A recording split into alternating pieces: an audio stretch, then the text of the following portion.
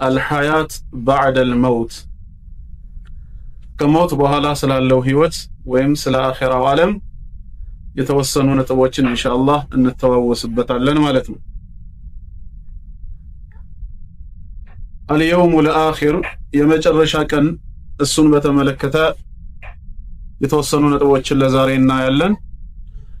የመጨረሻ ቀን ማለት هو اليوم الذي يحيي الله فيه الخلق بعد موتهم الله ፍጥረታትን ከሞቱ በኋላ ዳግም ህያው የሚያደርግበት ويبعثهم من قبورهم ከመቃብር ዓለም የሚቀሰቅስበት ቀን ثم يحاسبهم ويجزيهم على أعمالهم ከዛም በፊት ለፊቱ አቁሞ የሚተሳሰብበትና እንደ ስራቸው ዋጋን የሚከፍልበት ቀን የመጨረሻው ቀን ተብሎ ይጠራል።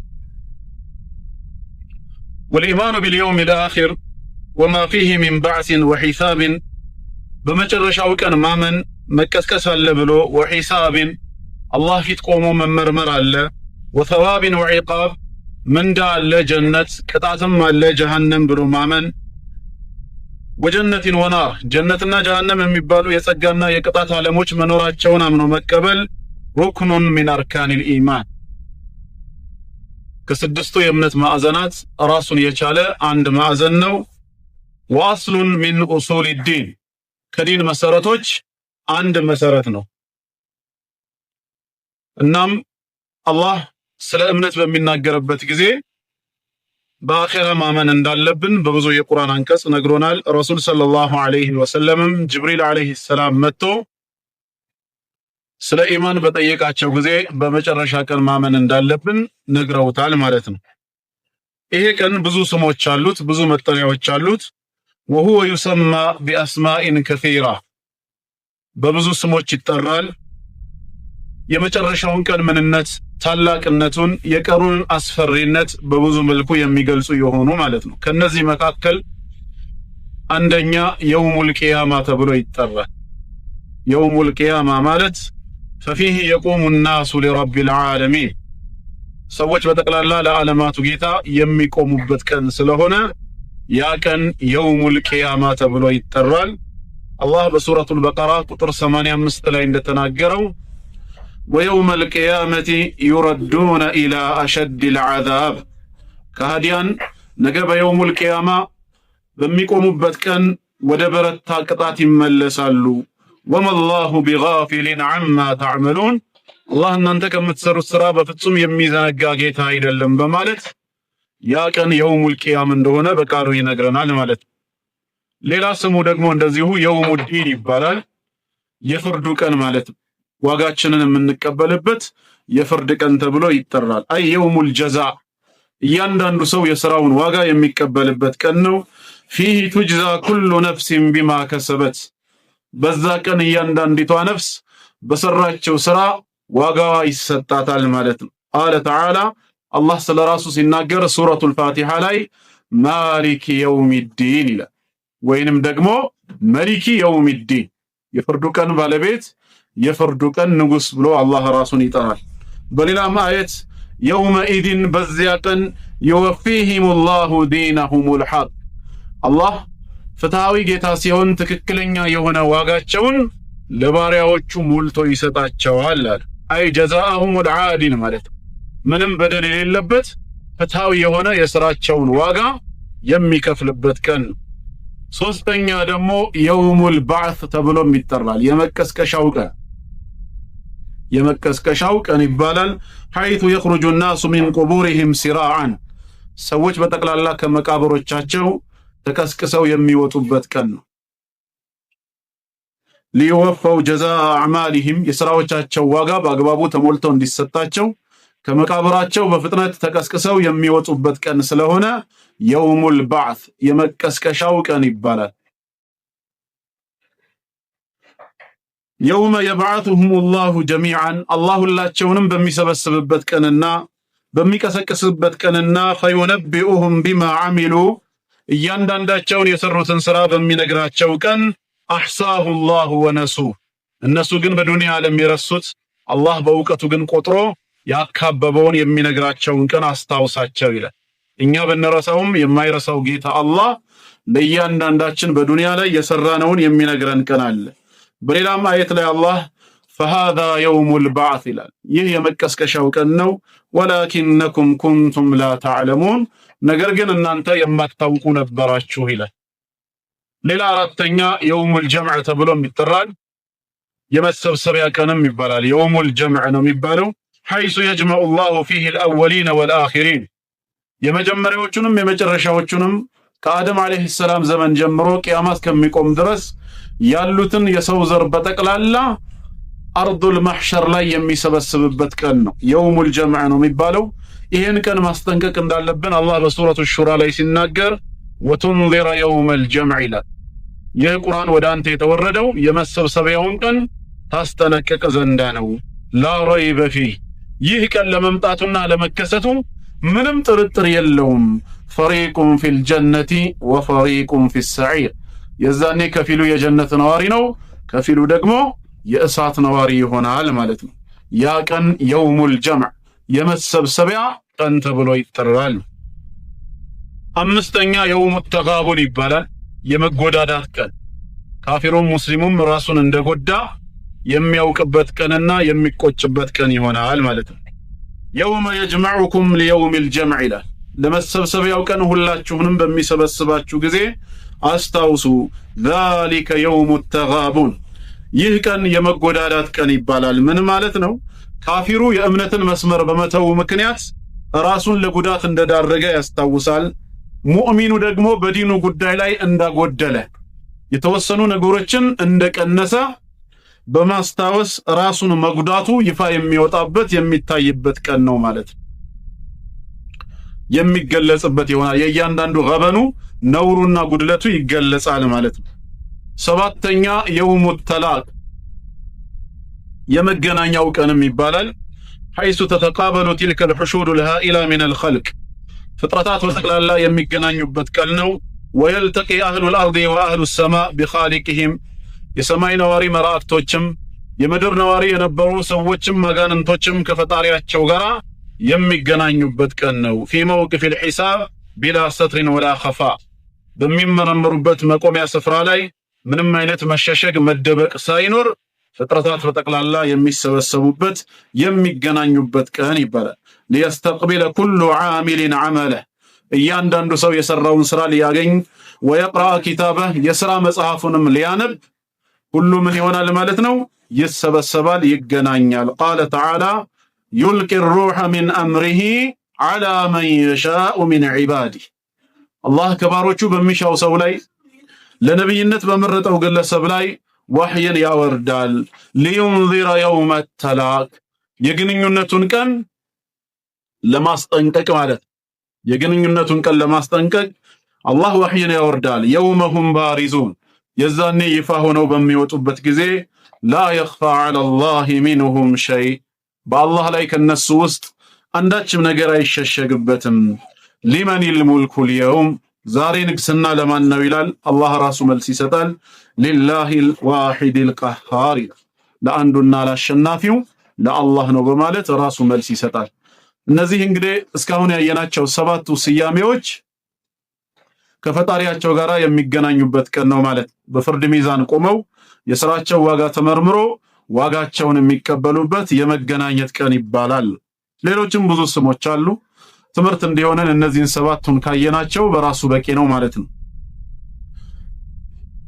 الإيمان بالله واليوم الآخر بالله بمجرش كان مامن هما محور الإيمان وأساس العمل الصالح أتقالي أمنت بتقلال الله يمشكرك كربت يملكام سراه اللهم مسرت النزيه ناتشو بالله مامننا بمجرش كان مامن وأنه يأمنت أسقال ميبالوت النسو ناتشو يملكام سراه اللهم مسرت ميبالالو أنديت كتبالت فالإيمان بالله إيمان بمصدر هذا الوجود خالقه ومدبره بالله مامن مالت የዚህ ዓለምን አስገኚ የዚህ ዓለምን ምንጭ ጌታ ማመንና መቀበል ማለት ዓለምን የፈጠረ ዓለምን የሚያስተናብረውን ጌታ አምኖ መቀበል ነው። والإيمان باليوم الآخر በመጨረሻ ቀን ማመን ማለት ደግሞ ኢማኑን بغاية هذا الوجود ونهايته የዚህ ዓለም የመጨረሻ ፍጻሜውንና ማብቂያውን አምኖ መቀበል ማለት ነው። ወአነ ኢላ ረቢከል ሙንተሃ ምክንያቱም ነገራቶች ሁሉ ማብቂያቸው ወደ አላህ ነው። ወኢለላሂል መሲር መመለሻችንም ወደ አላህ ስለሆነ ማለት ነው። ስለዚህ በአላህ ማመንና በመጨረሻው ቀን ማመን ሁለቱ የእምነት አስኳል ናቸው። በአላህ አመንን ማለት በዚህ ዓለም ግኝት በዚህ ዓለም ፈጣሪና አስገኝ ጌታ አምነን ተቀበልን ማለት ሲሆን በመጨረሻው ዓለም ማመን ማለት ደግሞ የዚህ ዓለምን ፍጻሜ ማመንና መቀበል ማለት ነው። ኢማም ኢብኑ ሐጀር አልአስቀላኒ ረሂመሁላህ ሲናገሩ ይሄ ቀን ለምንድነው አልየውሙል አኺር የመጨረሻ ቀን ተብሎ የተጠራው የሚለውን ሲገልጹ ምን ይላሉ? ሊአነሁ አኺሩ አያሚ ዱንያ ይላል። ከዱንያ ቀናቶች ወይም ከዚህ ዓለም ምድር ዓለም ቀናቶች የመጨረሻ ቀን በመሆኑ ነው። አው አኺሩል አዝሚነቲል መሕዱዳ ወይም ከጊዜያትና ከዘመናት የመጨረሻ ቀን ተብሎ የተመደበለት እሱ በመሆኑ የመጨረሻ ቀን ተብሎ ተጠርቷል። ከዛ በኋላ ሌላ ቀን የለም ማለት ነው። ዒናየቱል ቁርአኒ ቢልየውሚል አኺር ይሄን እዚህ ላይ የምናነሳው ነጥብ ምንድነው? ቅዱስ ቁርአን ይህንን የመጨረሻ ቀን መሰረት በማድረግ የሰጠው ትኩረት ምን ይመስላል? ስለ መጨረሻው ቀን ቁርአን ትልቅ ትኩረት እንደሰጠው ከሚገልጹ መካከል የተወሰኑ ምሳሌዎችን እንመለከታለን። 1 5 6 የሚሆኑ ማለት ነው። በመጨረሻው ቀን ማመንን በተመለከተ ቅዱስ ቁርአን ምንድነው የሚለው? አንደኛ ትልቁ የሰጠው ትኩረት አንዳንድ እህቶችና ወንድሞች ለሚሳደቡ ሰዎች መልስ አትስጡ ወይ እንዲያደርጉ እያላችሁ የምትጽፉ እናንተ ራሳችሁ እኮ በመትጽፉት ሰውን ቢዚ እያደረጋችሁ ነው። እናንተ ስለምን ታያላችሁ? ያን ማየት ካልፈለጋችሁ ወደ ጎን አድርጉትና ስክሪኑን ከግራ ወደ ቀኝ በስነ ስርዓት እናንተም አዳምጡ። እና ቅዱስ ቁርአን ለዚህ ቀን ከሰጠው አትኩሮት መካከል የተወሰኑት የቀኑን ታላቅነት እንዴት እንደሚገልጹ ለመመልከት አንደኛ ረብጡሁ ቢልኢማን ቢላሂ ተዓላ በአላህ ከማመን ጋር ማያያዙ። ቁርአን የመጨረሻውን ቀን አስመልክቶ ትልቅ ትኩረት እንደሰጠው ከሚያመላክቱት አንዱ በአላህ ከማመን ጋር ማያያዙ። ፈያእቲ ዚክሩል ኢማን ቢልየውሚል አኺር ጋሊበን ባዕደል ኢማን ቢላሂ ተዓላ። ብዙ ጊዜ በመጨረሻው ቀን ማመን የሚለው ኮንሰፕት በአላህ ከማመን ቀጥሎ ነው የሚመጣው። በመጨረሻው ቀን ማመን የሚባለው ነገር በአላህ ከማመን ቀጥሎ የሚመጣ ነው። ተአኪደን ሊአህሚየቲሂ ወበያነን ሊመንዚለቲሂ የቀኑን አሳሳቢነት ለመናገር እንደዚሁም ደረጃው ታላቅ መሆኑን ለመግለጽ በብዙ የቁርአን ክፍሎች ላይ አላህ በመጨረሻ ቀን ማመንን በራሱ ከማመን ጋር አያይዞ ይመጣል። ለምሳሌ ሱረቱል በቀራ ቁጥር 177ን እንየው።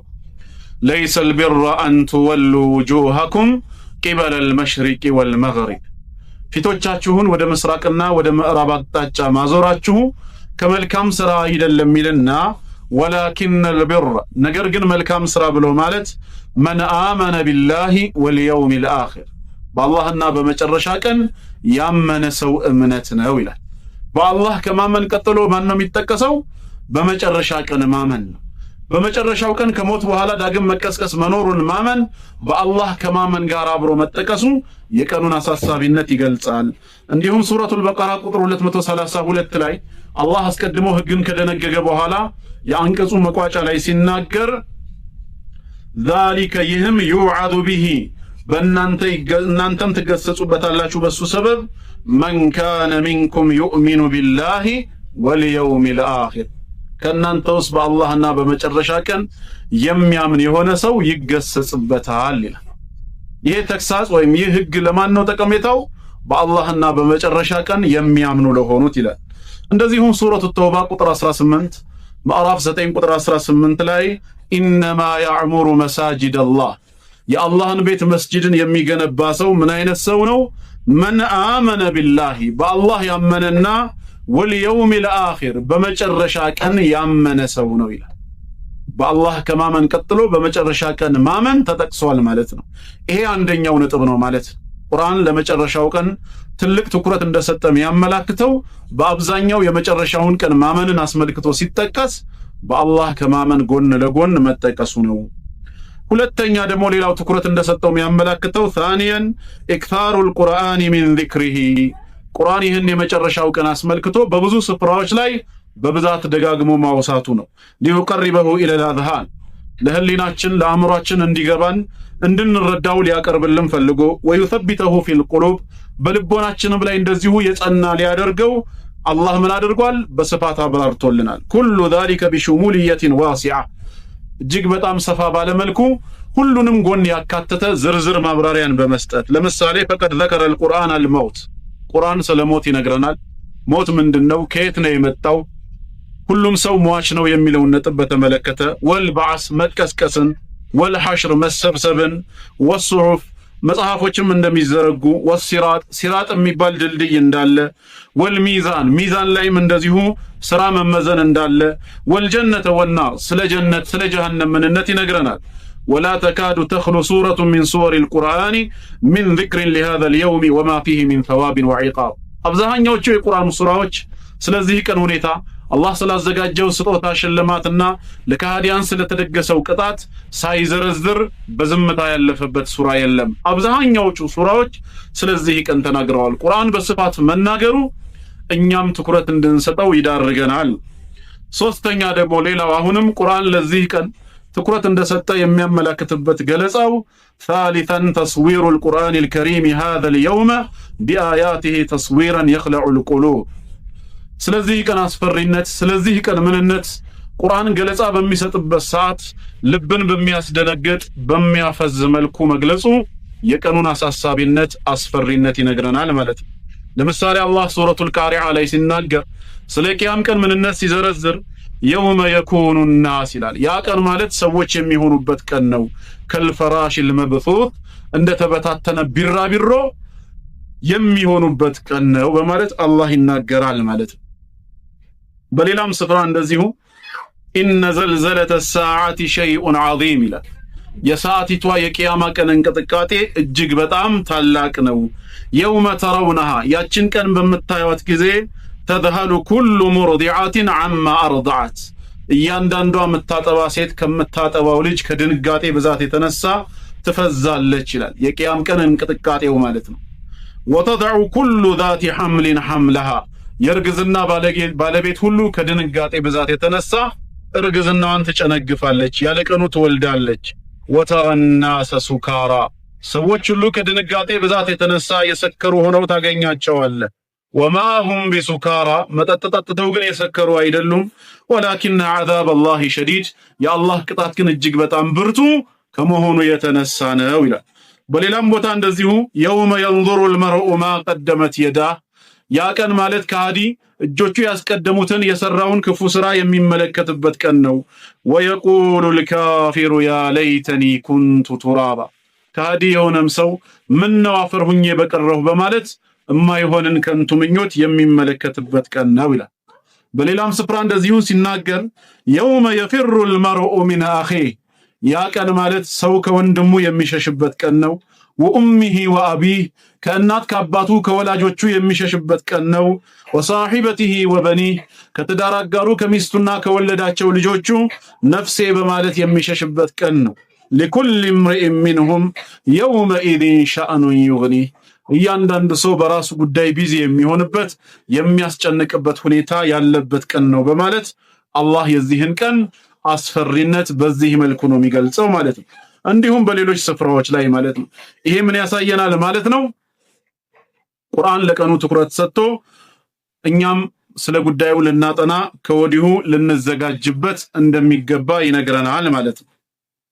ሌላው ራቢዓን አራተኛው ደግሞ ቁርአን ስለ ቀኑ ትኩረት እንደሰጠ ከሚያመለክተው መካከል ዒናየቱል ቁርአኒ ቢተቅሪር ውቁዒ ቂያማ የሚባለው ቀን መምጣቱና መከሰቱ በፍጹም የማይቀር ምንም ቅሮት የሌለው ፍጹም እውነታ መሆኑን ትኩረት ሰጥቶ በስፋት ማስተማሩ ነው። ወኢቃመት الأدلة عليه ببراهين عقلية وحجج ملزمة ቀኑ መከሰቱና መምጣቱ ምንም ቅሮት እንደሌለው ከአእምሮ ጋር ሊጣጣም በሚችል መልኩ ሎጂካል የሆኑ ማስረጃዎችን እንደዚሁም አፍ ሊያስይዙ የሚችሉ ማስረጃዎችን በብዙ ስፍራ መናገሩ ነው። እንዲሁ በመጨረሻ ቀን እመኑ ያላመነ ካፊር ነው ማለት ብቻ ሳይሆን ይህ ከሞት በኋላ ዳግም መቀስቀስና ዳግም መነሳት መኖሩን እንዴት እርግጠኛ ልንሆን እንችላለን ለሚለው በብዙ መልኩ ቁርአን ማስረጃዎችን ሰጥቷል ማለት ነው። ይሄ የሚያሳየው ምንድነው ማለት ነው? ለቀኑ ትኩረት የተሰጠው ነገር ነው።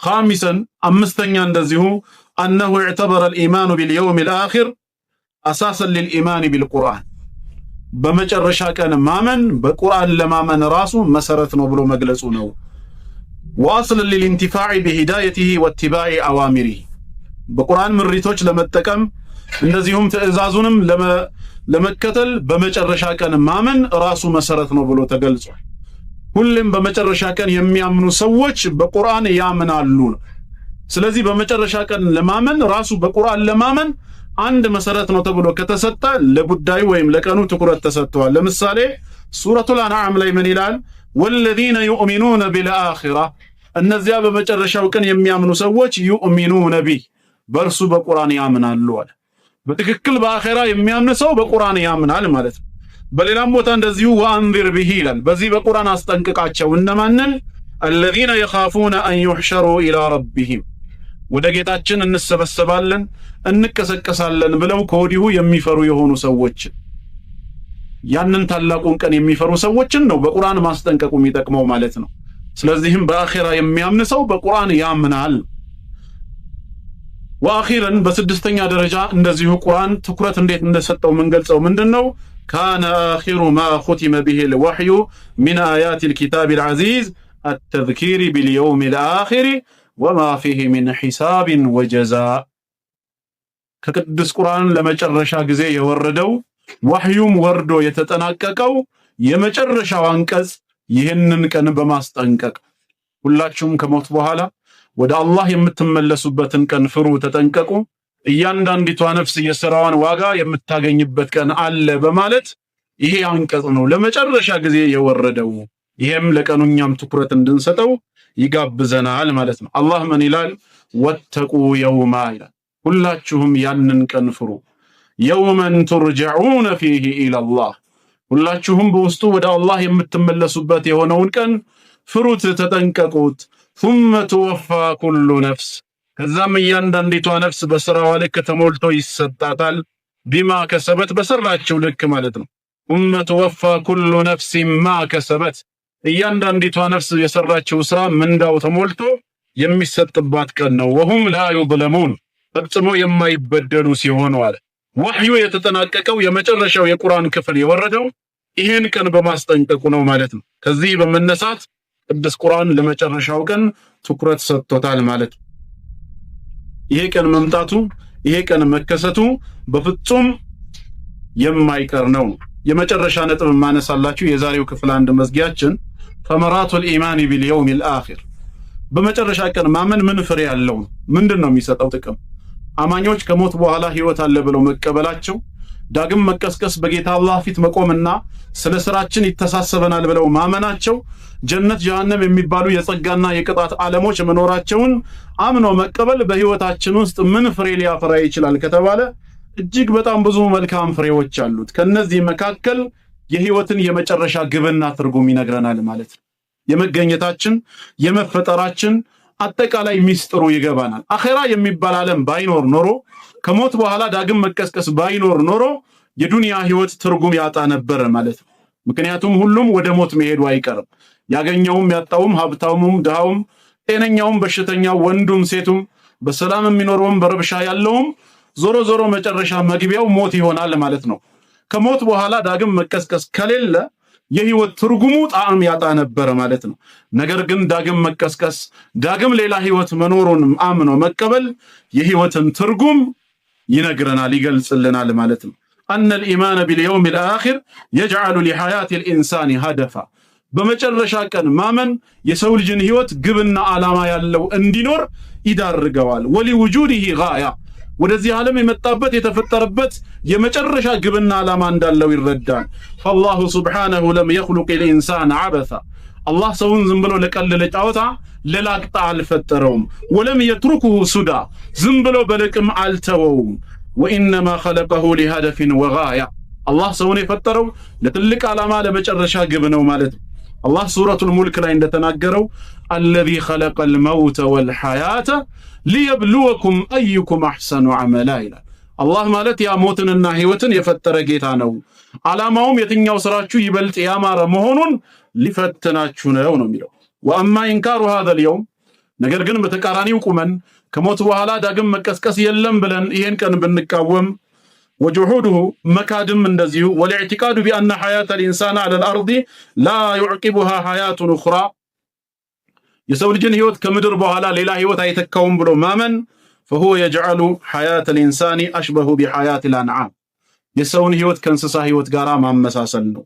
فيعيش بلا هدف ምንም ዓላማና ግብ ሳይኖረው ይሞታል ወላ يدرك سر وجوده የመገኘቱን የመኖሩን ሚስጥር አይረዳም ከእንስሳ አይለይም ማለት ነው አንተ እንደምትኖረው እነሱም ይኖራሉ ኋላ ላይ አብራችሁ ትሞታላችሁ ማለት ነው ነገር ግን አኺራ የሚባል ዓለም አለ መባሉ በህይወት የመኖራችንን ሚስጥሩን ይነግረናል ማለት ነው የመጨረሻውንም ግብ ያብራራልናል ሌላው ሁለተኛው በአኺራ ማመን ጥቅሙ ምንድነው أنه يحد كثيرا من شرور الإنسان بدن بدمت إيه ብዙ ክፉ ተግባራቶችን ያቀበናል ይገድበናል ويمنعه من الاسترسال في ظلمه በበደላችንና በአመጻችን እንዳንዘወትር ይከለክለናል ለምን لانه يعتقد انه محاسب على عمله ነገ በትንሳኤው ዓለም ከመቃብር ከተቀሰቀሰ በኋላ በጌታው ፊት ለሰራው ስራ የሚተሳሰብ አምላክ እንዳለው አምኗል መጅዚዩን عنه ዱንያ ላይ ስለሰራው ነገር ሁሉ ዋጋውን እንደሚያገኝ ተረድቷል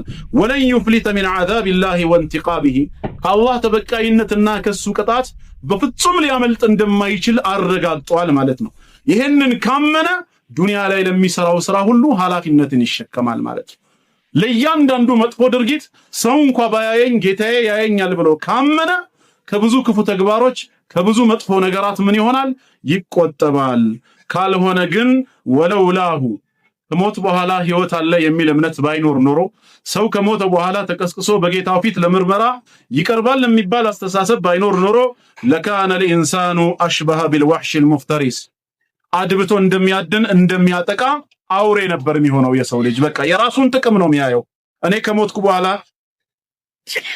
አልহামዱሊላህ يهديك الله ويصلح بالك እኔ ከሞትኩኝ በኋላ ሰርዶ አይቀል እንደሚባለው ሰሪያው ህይወት አያስብም ማለት ነው የራሱን ጥቅም ብቻ ነበር የሚያስቀድመው ስለዚህ ከሞት በኋላ ህይወት አለ ማለት በህይወታችን ውስጥ ብዙ መልካምነት እንዲኖረን ከብዙ ክፉ ተግባራት እንድንቆጠብ የሚያግዝ ነው يهديكم الله ويصلح بالك ሶስተኛ እንደዚሁ ደግሞ ان الايمان باليوم الاخر በመጨረሻ ቀን ማመን اكبر باعثين على فعل الخير መልካም ነገርን ለመስራት እጅግ በጣም ሞራል ቀስቃሽ የሆነ ትልቅ መሳሪያ ነው ወልክታሪ منه والمسابقه فيه ብዙ መልካም ስራዎችን እንድናበዛ ከወንድም እህቶች ጋራም እንድንፎካከር እንድንሽቀዳደም ያግዘናል ولو كلفه نفسه وولده وماله ስሜቱ ልጆቹም ንብረቶቹም ያንን ነገር እንዳያወጣ እንደው የፈለገ ቢያስገድዱትም ቢጎብቱትም لانه ينتظر الجزاء والمثوبه من الله سبحانه ከጌታዬ ዘንድ ብዙ መልካም እንዳናገኛለሁ ጌታዬ በተሻለ ጥፍ ድርብ ይከፍለኛል ብሎ ስለሚያምን በመጨረሻ ቀን ማመን ለብዙ መልካም ስራዎች መሰረት ነው የሚሆነው አራተኛው ስለሌላው ጥቅሙ ምንድነው ከሞት በኋላ ህይወት አለው ማለት በእኛ ህይወት ውስጥ ምን ፍሬ ያፈራል ከተባለ ان الايمان باليوم الاخر اكبر معين للانسان على تخفيف الالام በዱንያ ላይ የሚመጡብንን የሚደርሱብንን ህመሞች እንግልቶች ለማቃለል እጅግ በጣም አጋዡ አኺራ ነው وتهوين المصائب ሙሲባዎችን መከራዎችን አቅለለን እንድናያቸው በአኺራ ማመናችን ያግዘናል الذي تنزل بالمرء في حياته በህይወታችን የሚከሰቱ የሚመጡብን አደጋዎች ሁሉ ቀለል አድርገን እንድናያቸው ያግዘናል وجعله قادرا على احتمالها መከራና ችግርን እንድንሸከም ጎበዝ ያደርገናል ለምንድነው ከተባለ ይሄ ዱንያ አላፊ ጠፊ ነው ብለን እናምናለን ግዴለም ዛሬ ብንቸገርም ለእምነታችን ብለን ብንሰደድም ብንሰቃይ ብንገደልም እንኳን ነገ ከዚህ የተሻለ ህይወትን አላህ ይለውጥናል ብለን ካመንን ዱንያ ላይ የሚደርስብንን ሙሲባ ሁሉ